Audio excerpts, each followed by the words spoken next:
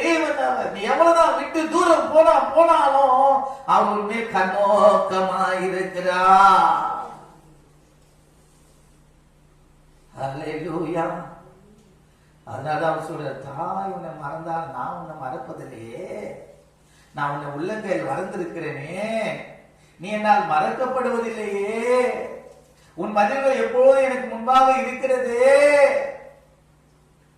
ஹல்லேலூயா. நம்ம எதிராக எழும்புகிற எல்லா காரியங்களையும் தேவன் முறித்து போட வல்லவராக இருக்கிறார். அவருக்கு பிரியமானதை நாம் அறிந்து அவருக்கு செவி கொடுத்து அவருடைய வழியிலே நாம் நடந்தால் அது நலமாயிருக்கும் என்று சொல்லுகிறார். என் ஜனம் எனக்கு செவி கொடுத்து இஸ்ரவேலின் வழிகளில் நடந்தால் நலமாயிருக்கும். நேற்று சொன்ன அதே வார்த்தை தான் திரும்ப இங்க வருது. நான் சீக்கிரத்தில் அவள் எதிராளிகளை தாழ்த்தி என் கையை அவர்கள் சத்துருக்களுக்கு விரோதமாக திருப்புவேன். நல்ல கரந்தட்டி ஆண்டவரின் நாமத்தை உயர்த்துவோமா? ஹல்லேலூயா. எனக்கு ஒரு எதிர்ப்பு இல்லை, எனக்கு எல்லாரும் இருக்கிற சமாதானத்தில் ஒருவர் சொல்ல முடியாது. நம்மளுடைய கீழ்ப்படியாக நிமித்தம் தாங்க சத்துரு நம்மளை சுத்தி சுத்தி வரலாம். ஹல்லேலூயா. ஆண்டவர் சொல்றார், அவளுடைய சத்துருக்களுக்கு விரோதமாக திருப்புவேன் கையன்னு சொல்ற. நல்லா கவனிங்க.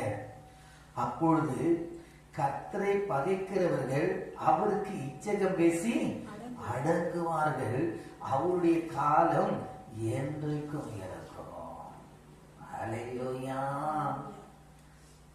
திரும்ப ஒரு வார்த்தை சொல்ற, நல்ல கவனிங்க. உச்சிதமான கோதுமையினால் அவரை போஷிப்பார், கண்மலையின் தேனினால் உன்னை திருப்தியாக்கும்.